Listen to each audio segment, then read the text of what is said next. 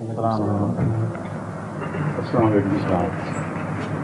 this, Obade, we are going to be a full-fledged translator, mashallah. Huh? Hopefully. Inshallah.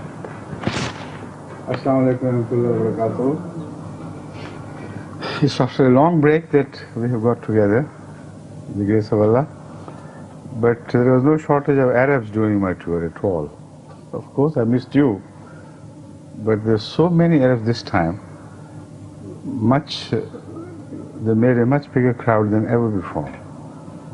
This shows an overall interest in Ahmadiyyat by the Arab people from all over the world. And they were very responsive, mashallah, with the grace of Allah. They're different from Pakistani mullahs, although they begin with rigid positions, but when they hear the Quran and the arguments, they immediately give in. That's the beauty of the Arab character. Some I have noticed were typical mullahs, they keep insisting on this and that, but I'm talking of the ordinary educated Arabs. They're very responsive, mashallah. Please. بسم الله الرحمن الرحيم نحمده ونصلي على رسوله الكريم أيها الإخوة المشاهدون الأفاضل السلام عليكم ورحمة الله وبركاته وأهلا وسهلا بكم في هذه الحلقة الجديدة من برنامج لقاء مع العرب. قال أمير المؤمنين في بداية هذه الحصة عن تجربة شخصية كانت لحضرته في آخر زيارة تفقدية قام بها لجماعتنا في ألمانيا، وقد أخبرنا أنه قد تعرف وقابل بعض الإخوة العرب هناك وقد سر بمعاملاتهم وبأفكارهم وبمعلوماتهم الدينية، وقالوا أنهم أبدوا اهتماما كبيرا بمعتقدات الجماعة الإسلامية الأحمدية، وقد مدحهم أمير المؤمنين قائلا أنه وجد فيهم وفي اتباعهم وفي معلوماتهم اختلافا كثيرا عن علماء الباكستان. So, please. Hazur, as usual, we would like Hazur to share with us the most exciting point of Hazur's tour. The tour? Yes. Yes, the most striking part, or the impression, is that the Europeans, which had started becoming Ahmadis, have stabilized with the grace of Allah. And there is no longer any need for Tarif-e-Qalb. The stage of Mu'allafatul Qulub is over now. They are forward, they are sacrificing, they are participating in every administrative work, and they are paying their subscriptions, financial subscriptions, with full volition. You don't have to tell them. And you can see the difference now. They have completely come over to the real living Islam. No longer the same dead look. I'm talking of mostly the people from Eastern Europe. Previously under the influence of communism, although they openly, expressed their loyalty and their affinity for Islam, but you could see it was just the mouth who was speaking. There was no heart beat in the words they expressed. But this time it's a completely different picture.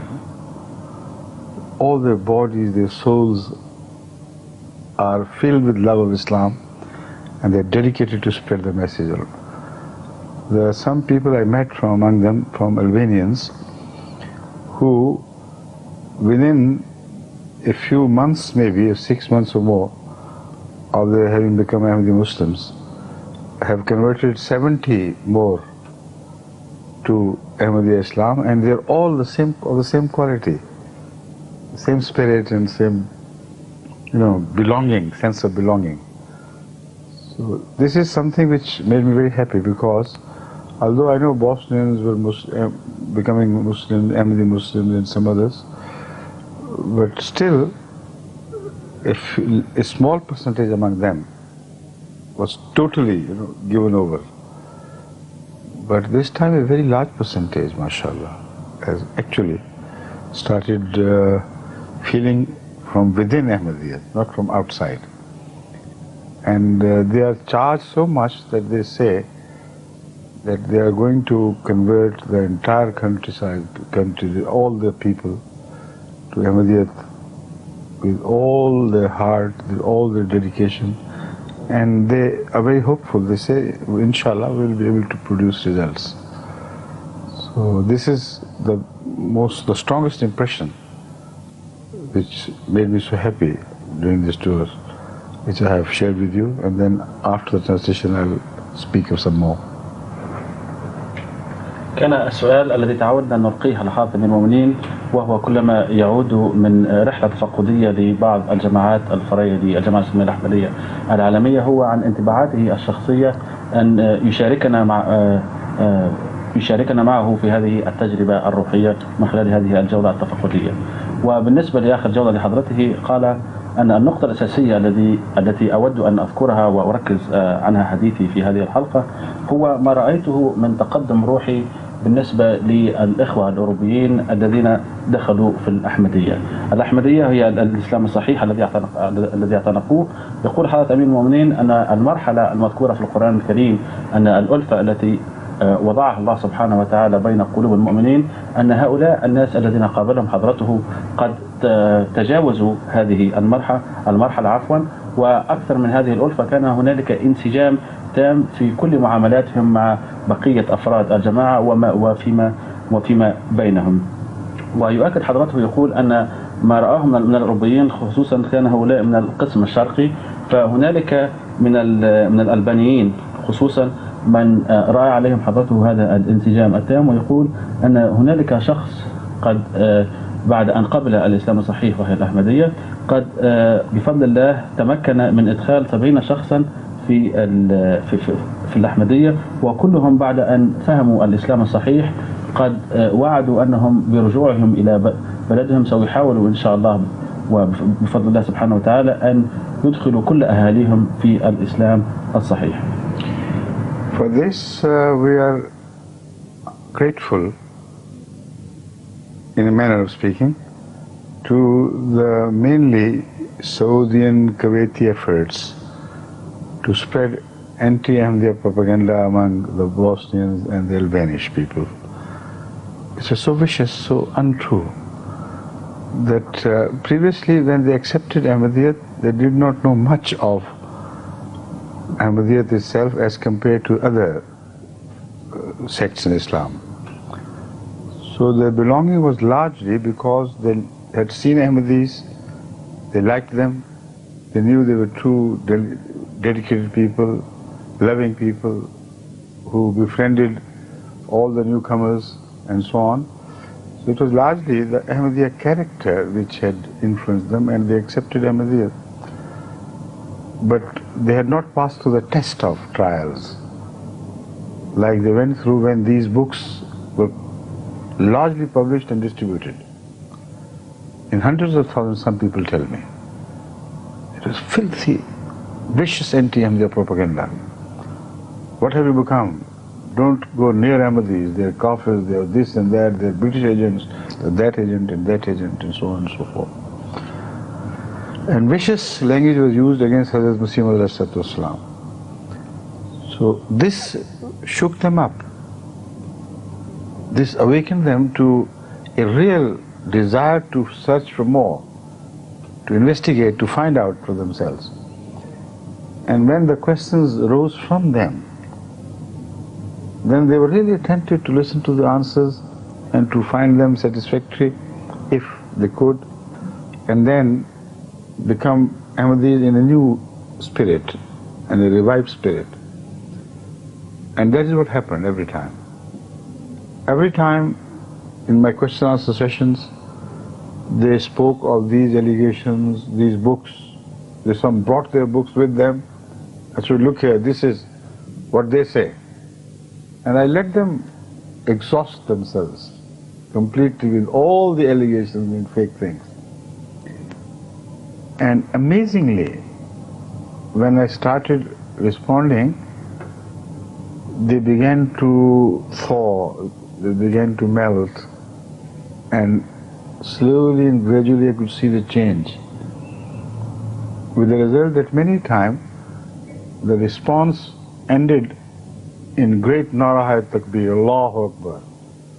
Now we know, that sort of thing. It is so wonderful to see them change being Ahmadis, they had not yet the academic footing. The Ahmadiyyat was based more on love for the Ahmadi character than the deep conviction which is born out of thorough knowledge. So this time, this propaganda, anti-Ahmadiyya propaganda, has really made them interested in finding out more with reference to the Quran, Hadith, etc. And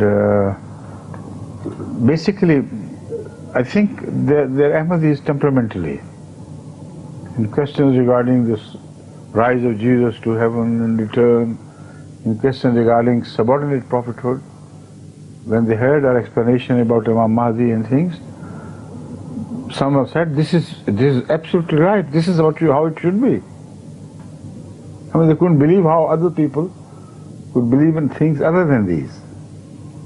So this propaganda, although it was in the beginning very biting and very caustic, it corroded, worked like acid on our hearts and left us very unhappy, because we knew it was false and it was one-sided.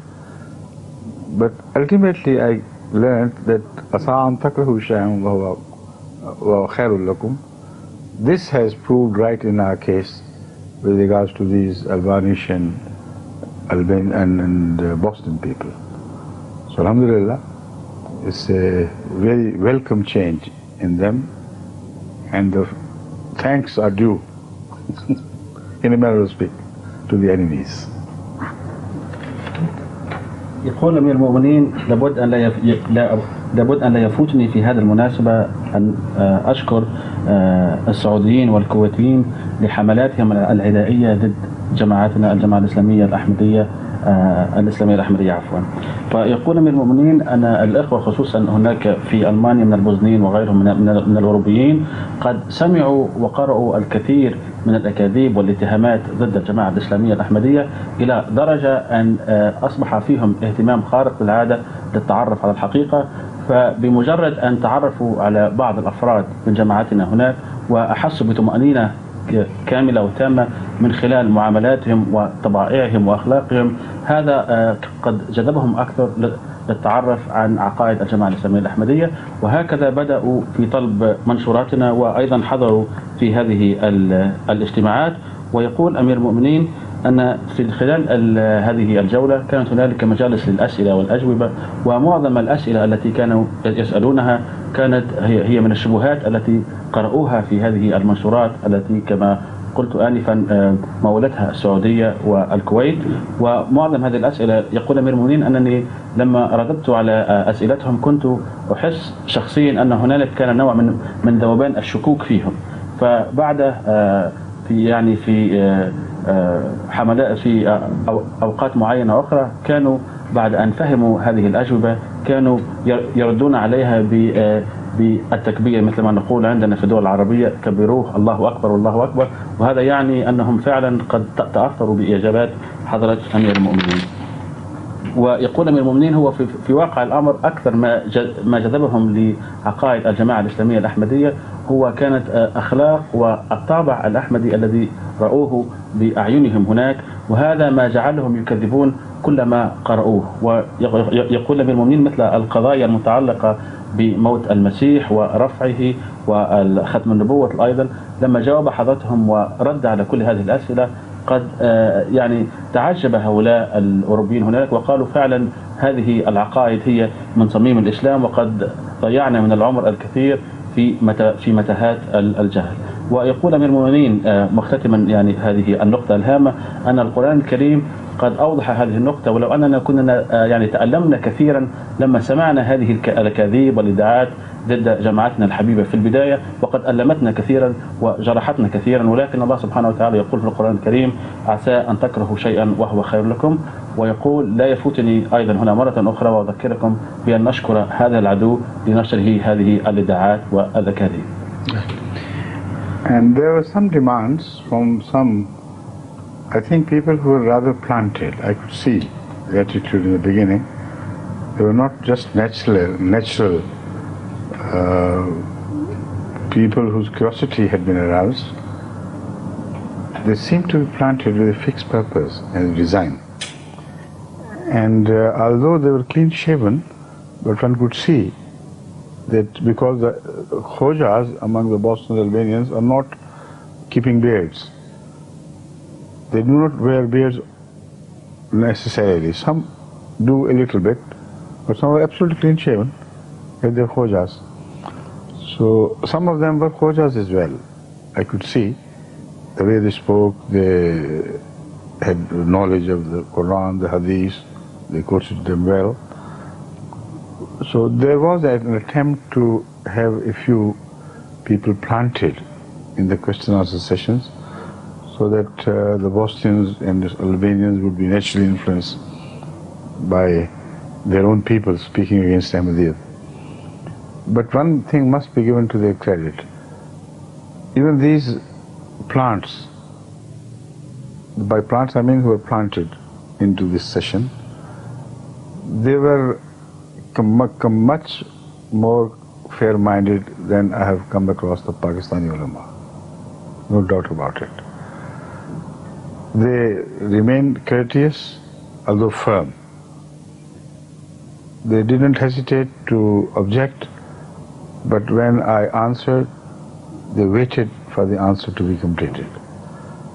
Until, with the grace of Allah, when they were left with no counter response on their side, they sometimes attempted to mislead people still after that, which showed that they had to serve a purpose. But there was no life left in them, no desire, no venom anymore. And this resulted in further, in furthering the cause of Ahmadiyyat among the ordinary people who watched and saw us locked in a battle of words. They seemed to be so visibly impressed by the quality of answers and their behavior, when in the end, instead of bowing down saying, yes, you have convinced us, by trying to evade the issue, turning it in a different direction, that they didn't like it. Previously, I remember when their Khojas used to stand up, they all applauded them with a much bigger and louder hand. Then they applauded me when I answered. So this is a very big change. Previously, if you have seen the old videos, you'll see yourself. When I answered satisfactorily, they agreed, nodded, but with a sense of being defeated, not with a sense of belonging to us and being happy at what they discovered. Now this has changed, and when the Khojas came up with anything, they applauded them roundly and very strongly. This time I was amazed, the Khojas were left high and dry. They didn't get any response, any support from this new class of Ahmadis. They have grown mature, they have become mature with the grace of Allah and advanced a lot in the faith. Inshallah, they are going to bring about a revolution now. واصل أمير المؤمنين حديثه في حول هذا الموضوع ويقول أنه في هذه الزيارة الأخيرة وخصوصا في مجالس الأسئلة والأجوبة حس حضرته أن هنالك بعض المستأجرين من ألبانيا والبوسنة، وهؤلاء ناس بالرغم من أنهم لم تكن لهم لحي، ولكن حضرته حس بذلك من خلال لهجتهم ومعلوماتهم الدينية. ويقول الغرض من هذا هو كان إحداث الفتنة في مثل هذه المجالس، وأيضا وضع وبعث بعض الشكوك في معتقدات هؤلاء الإخوة الذين تقربوا من جماعتنا الحبيبة. ويقول أمير المؤمنين أنه You have to keep holding it or fix it properly. Yeah? I think I better fix it properly. Right. Okay. عفوا. يقول أمير المؤمنين أنه كان من المفروض أن هؤلاء الناس في الماضي كان لهم احترام خارق العادة أو يعني مبالغ فيه من الإخوة البوسنيين، وكلما كانوا يحضروا هذه المجالس كان كلما يقوم أحد هؤلاء الخواجة أو العالم الديني أو الشيخ كان الإخوة البوسنيين والألبانيين يصفقون ليظهروا احترامهم وامتنانهم لهذا العالم واحتراما لمعلوماته الدينية أيضا. ويقول أمير المؤمنين هذه الظروف قد تغيرت، هذا ما كان في الماضي لما كانت يعني العلاقة الجديدة للجماعة الإسلامية الأحمدية مع هؤلاء الإخوة في ألمانيا، ولكن يقول أنه خلال آخر زيارة له هذه التي نتحدث عنها أنهم الآن قد تغير الوضع، فالإخوة البوسنيين والألبانيين قد توقفوا عن هذه العادة وأصبحوا لا يصفقوا لما يقوم أحد هؤلاء الخواجة أو العالم الديني كي يلقي سؤال لحضرة أمير المؤمنين، بل بالعكس بعد أن يرد حضرته على هذه الأسئلة لهؤلاء العلماء كان هنالك تصفيق من الإخوة البوسنيين والألبانيين، وهذا تعبيرا على امتنانهم واحترامهم وموافقتهم التامة أيضا لما قاله أمير المؤمنين. وعرب حضرته على هذا وقال أن هذه الظروف قد بينت أن هنالك تغيير جذري تام في معتقدات وأفكار الإخوة الذين دخلوا في الإسلام أخيرا، وهذه التجربة يقول أمير المؤمنين سوف إن شاء الله تدفعهم رويدا إلى التحسن إلى الأمام، إلى أن تكون هنالك إن شاء الله ثورة روحية في بلدهم. Another welcome change which I noticed was that they themselves started exposing their khojas, and there certain habits which they didn't know were un-Islamic before. But this time they intentionally asked such questions about the khojas' practices, how they practice Islam and make others bound to certain traditional habits. They had no idea that they are un-Islamic. Now, because of the contact with them, gradually they have started learning that these Khawajas have not been practicing the Holy Quran and the Quranic teaching at all. So this time questions were intended to expose them. Previously, they were addressed to us that you practice differently and we know this is Islam. As if they were satisfied with the Khoja practices and they seem to support that practice as valid Islamic practice. No more so, whatsoever. They know now that the Khojas are not right and they are selling Islam to us and benefiting out of their Islamic knowledge by selling the Islamic services to the common people. This is what has emerged so clearly, that the Khojas are no longer held as popular people among the Albanians and the Bosnians who have come into contact with the Jamaat and also the anti-Hindu propaganda. For instance, I'll explain. They deliberately asked me if it is Islamic to write the verses of the Holy Quran on portion charms and sell them to people for curing this or doing that for you, for gaining any benefit. I said, the selling of the verses of the Quran is so strongly condemned by God that one of the most painful punishment is described that God will not speak with them. God will not look at them. No worse Jahannam can be conceived than this much anger of God. He will look at the kuffar and others and He also show mercy to some of them. But how will He forgive them if He doesn't even look at them? So selling of the verses of the Quran, I told them, is a heinous crime. It will not be forgiven. And they responded so strongly to this. So yes, this is what they're doing. I said to read Surah Fatiha on a sick patient and to cure him and to use it as dua against all sorts of evil, this is not shirk. This is not selling of the verses, because you don't do it for the sake of getting money. But if you fix prices for this, which the Khawajas do, then it's not at all Islamic. It is opposite to, contrary to Islamic teachings and traditions. So this time I noticed, having heard this from Ahmadis, now they were repeatedly bringing it up and looking at the people who were Khoja minded, See, this is it. So they had a sense of liberation from the Khojas. This was a great thing. And in other things also, they quoted, for example, how the Khojas charge for every nikah they make, at every death, they gain something. Even during Ramadan, one of them stood up and said, is it the Holy Quran which teaches you, or is it something else?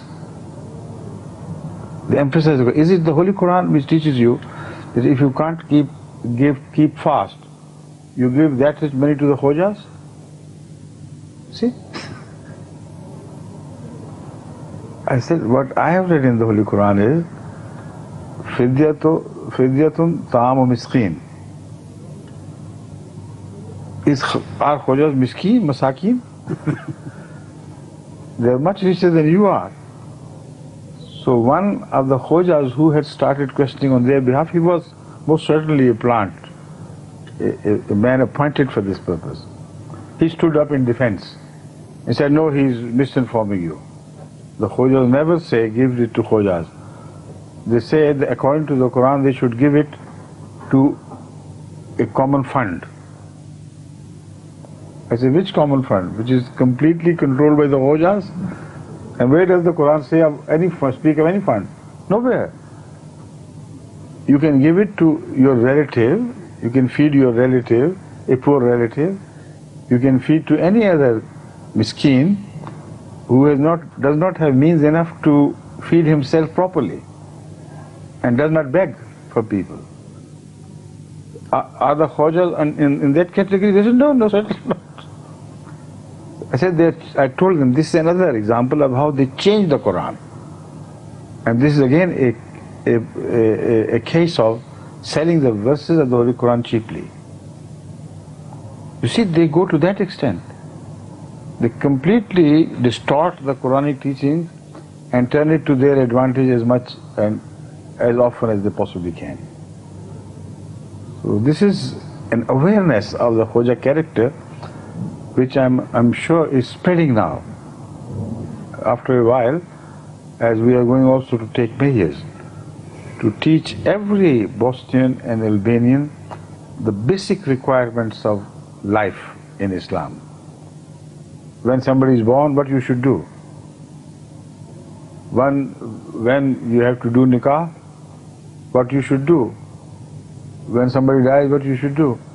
3 or more such occasions are all that they require to learn from Islamic point of view, that how should they perform the relevant ceremonies. Then everybody would become a Khoja and everybody would be free of them. So this is our next campaign, inshallah, and they are very happy to hear of this.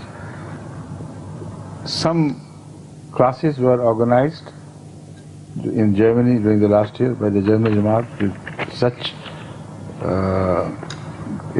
dedication and putting such labor throughout. The German Jamaat is very active, mashallah. At my instructions about 8 months ago, they organized these classes to teach ordinary Muslims from Bosnia and Albania how to get rid of the Khojas and how to perform the functions, Islamic functions which are essential in daily life themselves, how to say Jummah prayer and this and that. Now within 15 days they learned so much that now you can see independence in their eyes. They no longer have to depend on Khojas and they now realize it, Islam is so simple. I told them, even if you ask Khojas, how many Khojas were there during the time of Hazrat Muhammad Sallallahu Alaihi Wasallam to become imams, to do nikah, to do this and that? And the answer will be, if they're honest, none, no one whatsoever. So they're eating up your ignorance. Be enlightened and be independent. This clan, mashallah, is paying dividends with the grace of Allah. واصل أمير المؤمنين حديثه في هذا المضمار قائلا أنه من خلال تجربته الشخصية كما ذكرت آنفا من خلال هذه الجولات التفقدية وعلاقته الشخصية بالإخوة البوسنيين والألبانيين يقول حضرته أنهم في الماضي كنت أحس من أسئلتهم أن هنالك نوع من النفور، وهم دائما يسألون لماذا نحن نطبق الإسلام بطريقة تختلف عن طريقتهم، وكانوا يحسون أننا نحن خارجون على الطريق الصحيح.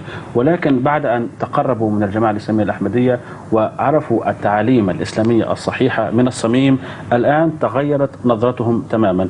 فالأسئلة الآن يقول أمير المؤمنين أنهم نوعا ما كشفوا الستار وفضحوا علمائهم أو الخواجة كما يسمونهم، وقد تفطنوا أن هؤلاء العلماء في الماضي كانوا يعلمونهم بدعا لكي تخدم مصالح هؤلاء العلماء فقط.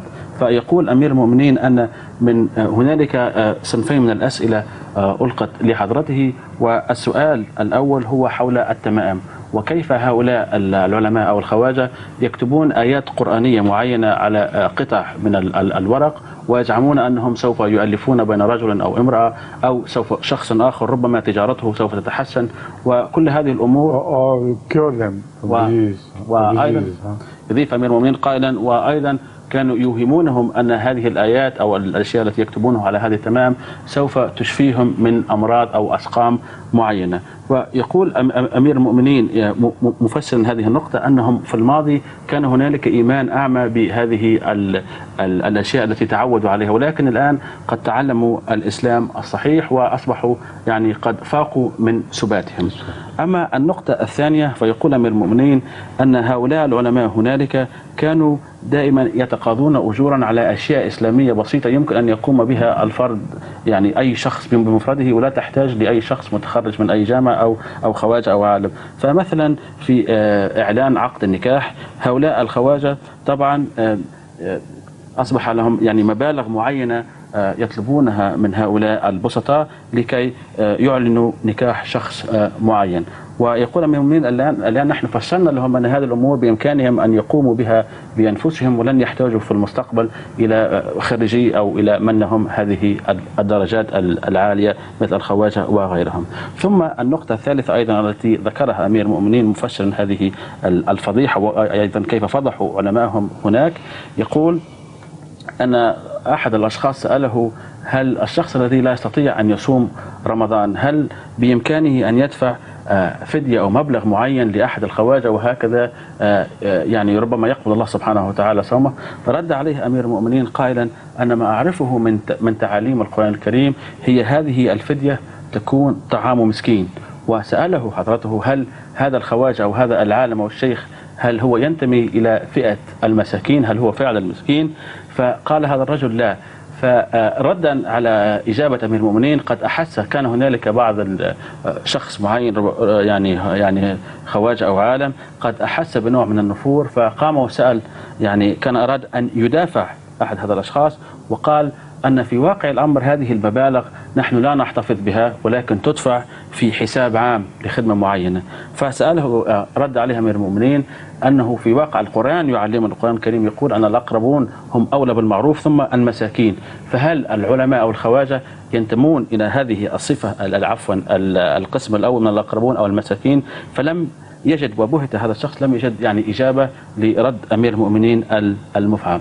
فأمير المؤمنين يقول في واقع الأمر هؤلاء العلماء وهو يعني شيء معتاد في تاريخ الديانات هم يحرفون الكلمة عن مواضعه وذلك لخدمة مصالح معينة في أنفسهم وللحصول على أماكن أو مناصب دنيوية كي تخدم حاجاتهم أكثر وأكثر، وهكذا يعني وكأنهم يمتصون دم هؤلاء البسطة من البوسنيين والألبانيين لأنهم ليست لهم معلومات كافية حول الدين الإسلامي كي يفهموا الدين بالطريقة السهلة. فالإسلام فسر لهم بطريقة صعيبة والإسلام أصبح مفاهيمه لها أجورا، وهكذا قد تألموا كثيرا. فبعد أن اقتربوا كثيرا من الجماعة الإسلامية الأحمدية قد قامت الجماعة الإسلامية الأحمدية بألمانيا ممنونة بأقسام تدريبية، يعني هنالك أقسام دينية لهؤلاء الإخوة هناك، فبعض الأقسام دامت ل15 يوما وتعلموا في هذه المرحلات التدريبية كيف يتحرروا تماما من قبضة هؤلاء العلماء.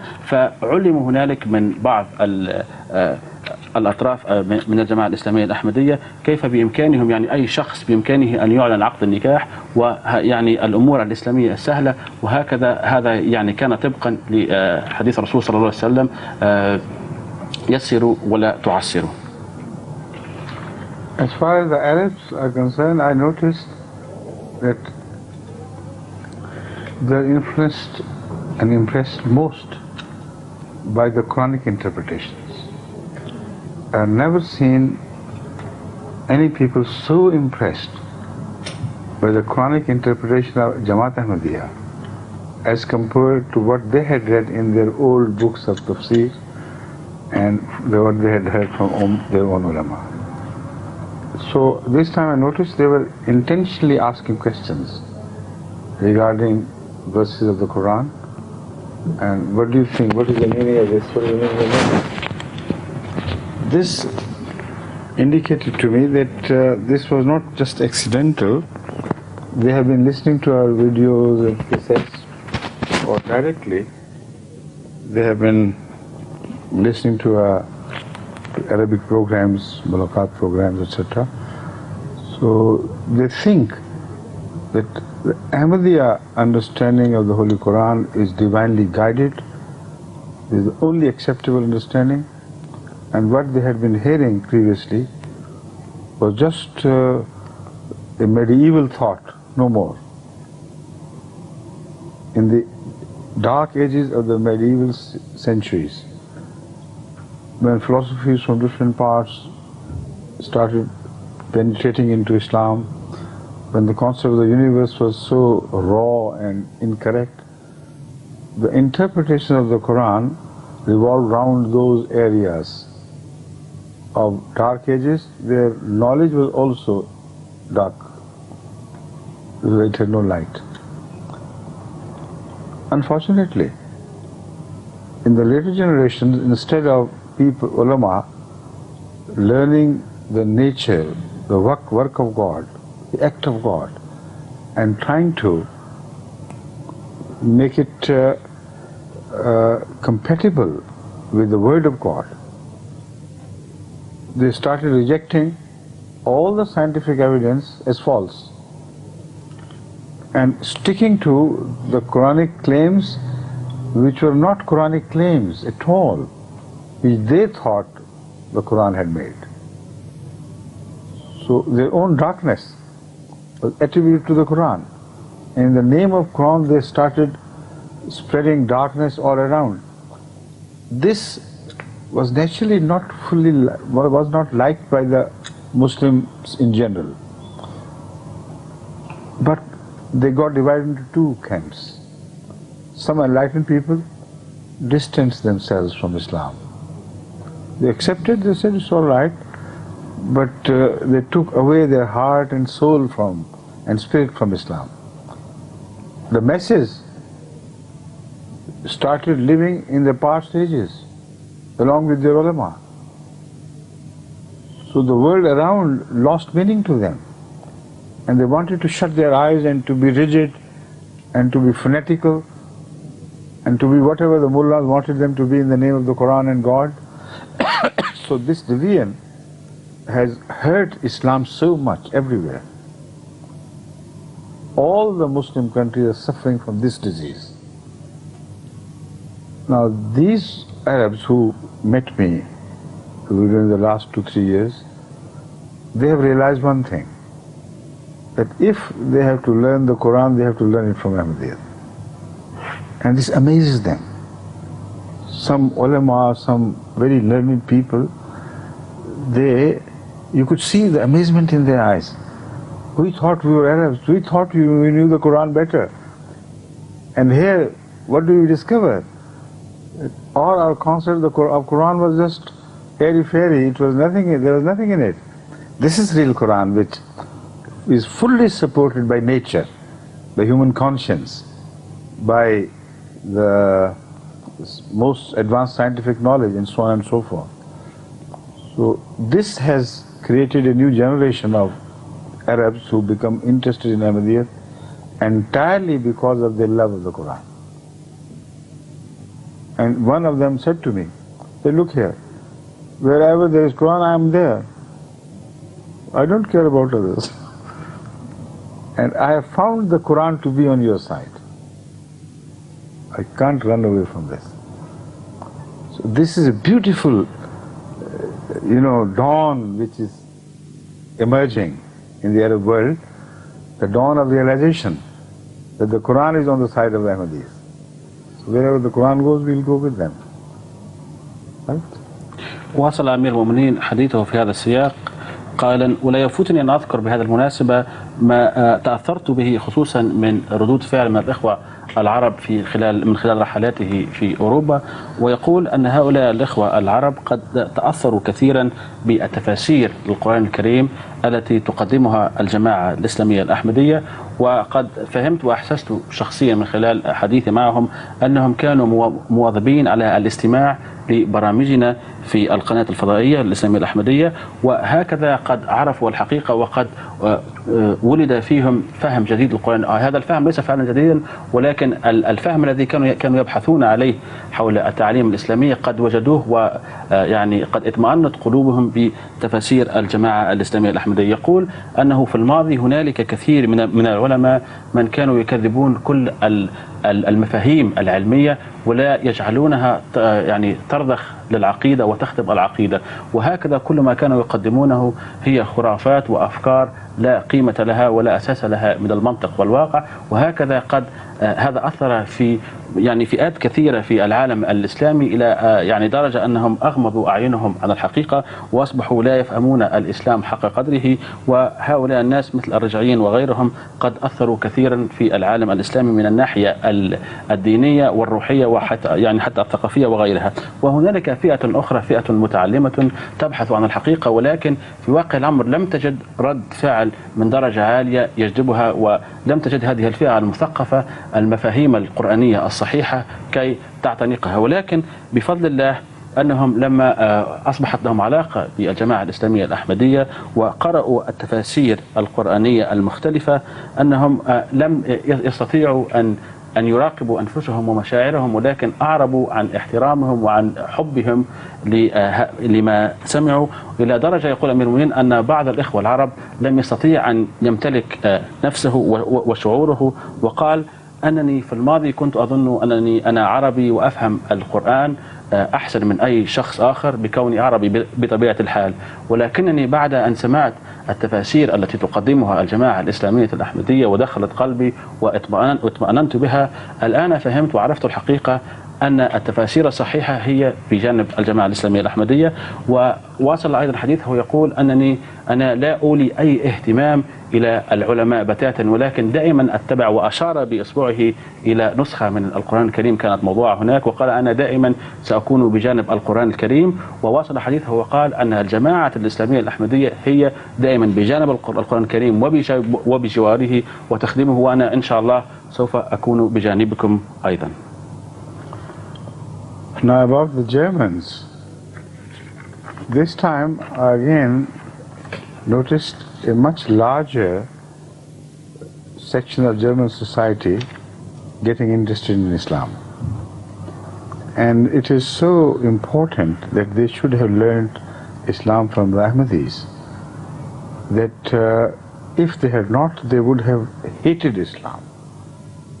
Because the German people are deadly against the use of weapons for the spread of religion.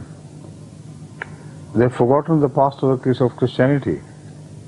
But now the thing is so crude and against all concept of godliness that if anybody claims that in the name of religion he is going to sever somebody's head or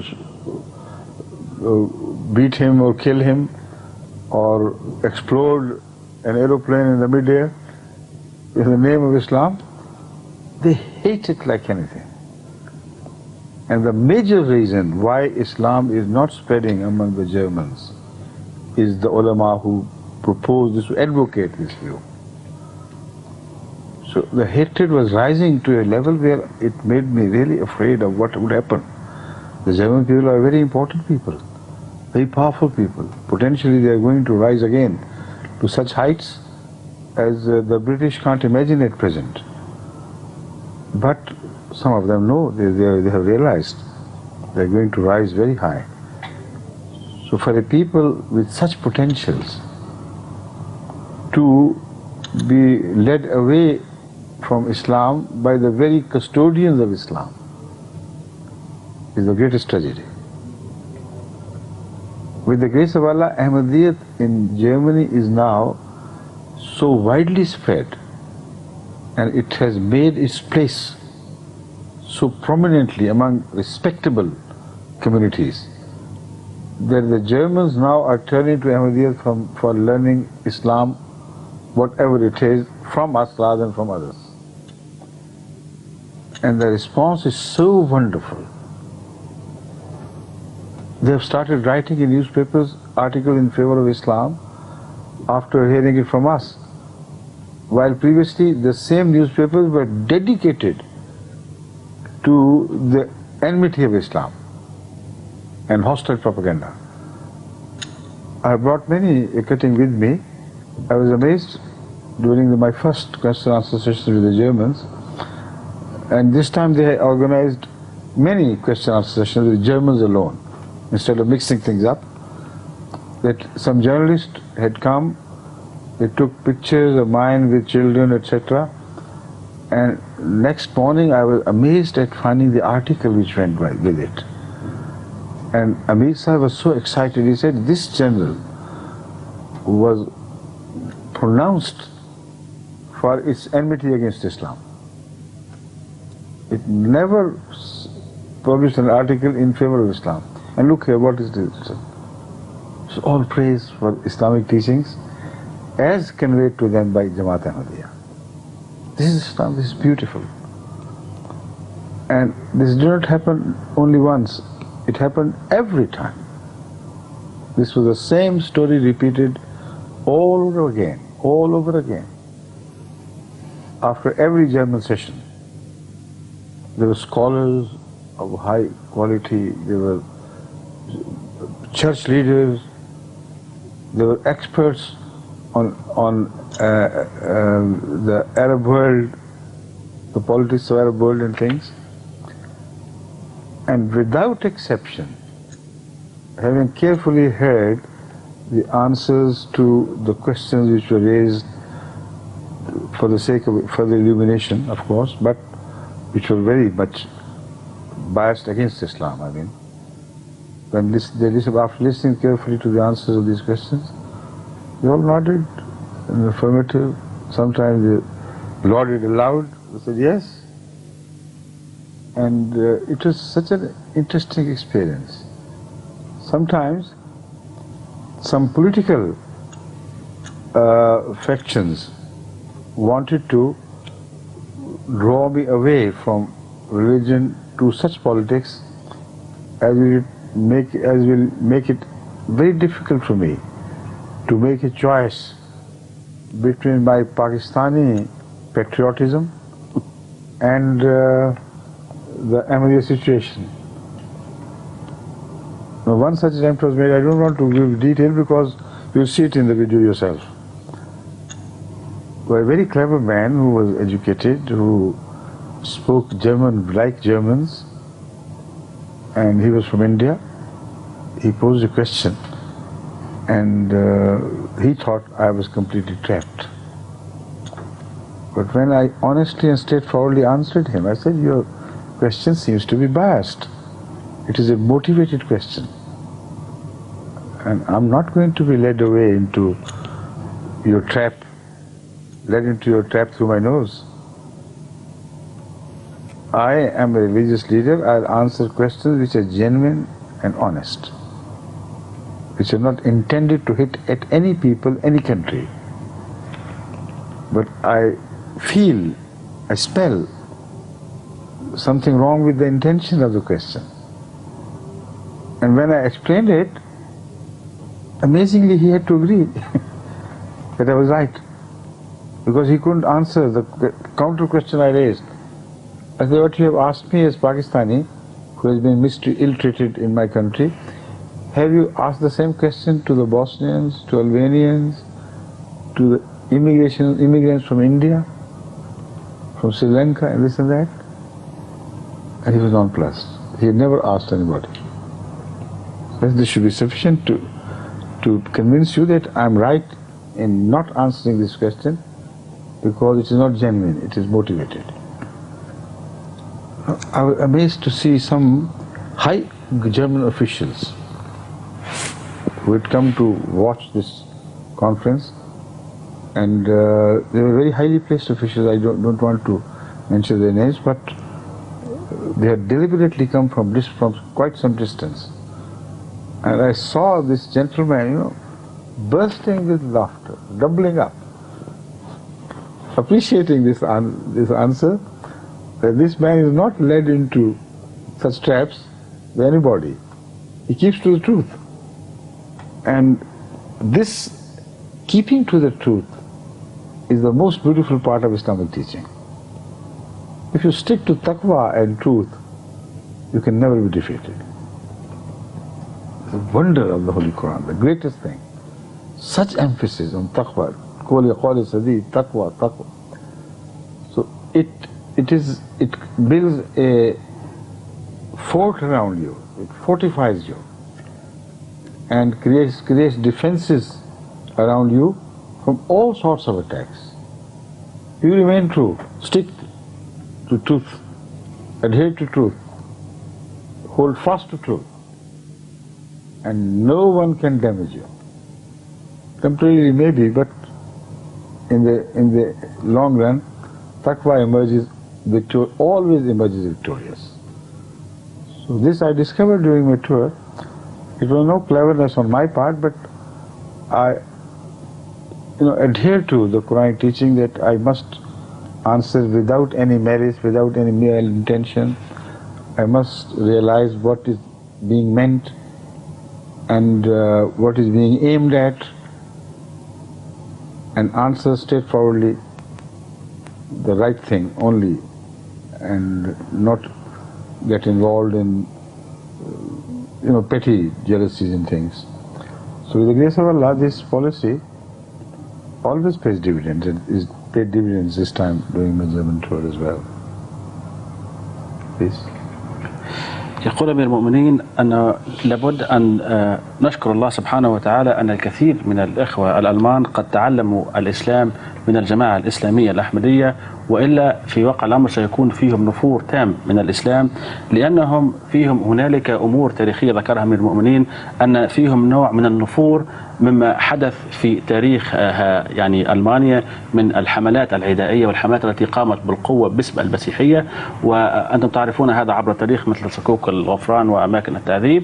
ويقول أمير المؤمنين أن في الألمان هنالك نفور تام من الأفكار الدينية التي هي في واقع الأمر ممزوجة بالقوة، والعلماء من دول إسلامية مختلفة اليوم هم ينسبون إلى الإسلام أن الإسلام قد نشر بالقوة، وكل الأمور التي تتعلق بالإرهاب والقوة وإسالة الدماء هذا هي الوجهة والصورة التي يعرضونها عن الإسلام في هذه الأيام. والإخوة في ألمانيا كما ذكر من المؤمنين هنالك نفور راجع إلى ظروف ويعني مواقع تاريخية تجعلهم يرفضون أيضا يكرهون أي دين له علاقة بهذه الأمور. ويقول أمير المؤمنين أن هذا في الواقع الأمر كان حاجزا في الماضي على تقدم هؤلاء الإخوة الألمانيين، وأنهم لما تعرفوا على الجماعة الإسلامية الأحمدية قد وجدوا الإسلام الذي كانوا يبحثون عليه، يعني كدين يلبي متطلبات عقولهم وقلوبهم. وهكذا بدأوا يقتربون رويدا من الجماعة الإسلامية الأحمدية إلى درجة أن أعدادهم قد يعني كثرت بفضل الله سبحانه وتعالى. وأيضا أشاد أمير المؤمنين أن وسائل الإعلام هناك في ألمانيا خصوصا الجرائد أصبحت الآن تكتب مقالات تختلف عن المقالات التي كانت تكتب وتنشر في الماضي. في الماضي كانوا يحاولون أن يعني يسيئوا إلى سمعة الإسلام، والآن قد تغيرت الظروف، فهذه المقالات أصبحت تبرز وتبين جمال الإسلام الصحيح. وهذا يقول أمير المؤمنين هو ليس من الصدف وفي واقع الأمر هو خصوصا بعد أن يعني أصبحت هنالك علاقة بين وسائل الإعلام هذه وبالجماعة الإسلامية الأحمدية، قد تغيرت هذه الظروف تماما. وذكر حضرته عن تجربة شخصية له، يقول أن أحد الصحفيين قد قابل حضرته في يوم معين، وفي اليوم التالي كان قد نشر يعني مقالا جيدا يمدح فيه تعاليم الإسلام، وكل ما نشره كان من منظور معتقدات الجماعة الإسلامية الأحمدية. وقال حضرته حتى أن الأمير الجماعة الإسلامية الأحمدية في ألمانيا قد سر كثيرا بهذا التغير الجذري في وسائل الإعلام هذه. وزاد يعني أمير المؤمنين حديثه في هذا الخصوص وقال أن كل من حضر في هذه المسائل الأسئلة والأجوبة وهذه الندوات العلمية لم يكن من عامة الناس، بل بالعكس كانوا من العلماء ومن القسيسين ومن المستشرقين ومن العلماء وغيرهم من الشخصيات المعروفة والمحترمة هناك. ويقول أمير المؤمنين هنالك فيهم حتى يعني من الشخصيات الذين لم يتمكنوا يعني من مراقبة أعصابهم، وكانوا يعني يحركون رؤوسهم ليبرهنوا على أنهم يتفقون تماما مع الإجابات التي أعطاها أمير المؤمنين. ويقول أمير المؤمنين هنالك شخص كان يريد أن يوقعني في فخ معين، وهذا الفخ أنه حاول أن يجلبني ويسألني سؤالا يعني سياسيا أكثر مما هو ديني، وأكثر من هذا سؤاله كان يريد يعني كما ذكر حضرته أن يوقع حضرته في فخ، بمعنى أن هذا السؤال كان صعبا جدا على أمير المؤمنين أن يرد على سؤاله ذاك، لأنه كان هنالك تناقض بين يعني حب أمير المؤمنين لوطنه باكستان، يعني كان هنالك وطنية أمير المؤمنين في جانب وما يقع للجماعة الإسلامية الأحمدية في جانب آخر، وهذا التصادم كان صعب كثيرا على أمير المؤمنين أن يرد على ذلك السؤال. وقد تفطن أمير المؤمنين يعني حضرته إلى هذا السؤال وإلى هذه الخدعة ربما، ورد على هذا الشخص وهو كان يعني من الناس المثقفين والمتعلمين هناك، وقال يعني فسر له حضرته يعني حساسية الوضع، وأيضا سأله حضرته هل ألقيت نفس هذا السؤال على اللاجئين من البوسنيين ومن سريلانكا وغيرها من الدول، وفسر له حضرته أنه يعني ممثل وزعيم ديني ولا دخل له في هذه الأمور السياسية، ولا يريد حضرته أن يعطي أجوبة ربما تؤثر في أطراف سياسية معينة أو تعطي صورة لا تخدم الإسلام، وهذا لا دخل لنا في هذه الأمور. وقال أمير المؤمنين أن هذا الشخص ضحك طويلا وكان يعني اقتنع تماما بهذه النقطة، وكان أيضا يحرك رأسه وسر كثيرا، وقد عرف هو فهم هذا الشخص أخيرا قد فهم يعني المغزى المقصود منه، يعني الغاية الأساسية للجماعة الإسلامية الأحمدية هو نشر الحق ولا نشر هذه الكذب والأمور السياسية. ويقول أمير المؤمنين أن هذه الأشياء هذا ليس راجع لذكائي الشخصي، وهذا في واقع الأمر يرجع إلى تعاليم الإسلام، لأنني تعلمت من القرآن الكريم أن أقول القول السديد وأمتسك يعني حبل التقوى، وهكذا كل شخص يتمسك بهذه يعني العروة الوثقى عروة التقوى والقول السديد مصيره سيكون في آخر المطاف بفضل الله هو النجاح. وفسر هذا يعني هذه النقاط أمير المؤمنين، وقال يعني كنتيجة كاملة كانت هذه الرحلة موفقة، وخصوصا اهتمام الإخوة الألبان ويعني قبولهم الإسلام الآن قد تحسن كثيرا. ما شاء الله. جزاكم الله. I understood everybody said. I hope all the Arabs also do. Excellent translation and very fast. Instead of congesting or my what I said or making a summary out of it, he put more words in the short time and said everything which I had said. Alhamdulillah. Jazakumullah. And Audrey is also very well prepared now, mashallah. And they are the two trainees of your father. Your father has trained them the art of how to answer, right? MashaAllah. Allah bless his soul. هكذا نأتي إلى نهاية هذه الحلقة. شكرا على حسن المتابعة، والسلام عليكم ورحمة الله وبركاته. السلام عليكم.